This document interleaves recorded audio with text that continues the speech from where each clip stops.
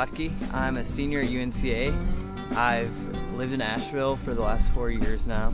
So when we first moved in, it was pretty overrun with weeds. We cleaned up all the property, cut back all the vegetation that wasn't needed, tried to eradicate a lot of the exotic invasives. We installed a big garden section. We've got 4 big garden beds. We found pine that we found up on Barrawalla Mountain. So it's from local trees around here, pine slabs that were going to go to waste, and we built raised beds using that. We basically just tried to beautify this property and kind of get it set up to what in the future can be used as a community garden for, generations to come. Well, when I started taking environmental studies classes at UNCA, I realized how important sustainability is and how lucky we are to be in an area like this where we have such a great ability to grow food. And I was just tired of eating food that wasn't healthy for me. I was tired of reading packages and reading all these chemicals that I didn't know what they were doing to me. Now after my chemistry classes, I do know what they're doing to me, and that makes me even more likely to not want to eat them.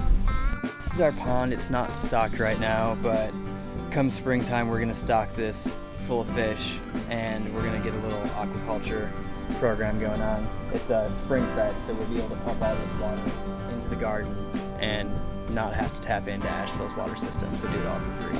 So we're really excited about that. Yeah, so here in Asheville, locally grown food is really important to people, and it's really important to me as well. And I think it's something that should be incredibly important to people all over the country. Unfortunately, it isn't. I see it going that way at some point. I mean, if you can cut down on the amount of pressure we put on huge monocropping farms that are incredibly far away, that use a lot of gasoline to transport their food places, a lot of pesticides. 100 years ago, 50% of the population took part in some kind of agricultural commodity, providing food for people. Now, the latest statistic I saw was 2% of the population is actually growing food for the other 98%. That seems pretty backwards to me, as food and eating are the most important things to help sustain us. I mean, it's everything. Would you put gasoline in your car that's full of a bunch of nasty gunk? I don't think so. Why would you put that stuff in your body? And this is our kombucha, my very favorite drink of all time. It's made from fermenting tea, and it contains a ton of probiotics along with a lot of other organic acids that are they're good for your health in every aspect you could think of. It's kind of like the elixir of life, the ancient Chinese used to call it. And we brew a pretty good amount of this too and share it with our friends.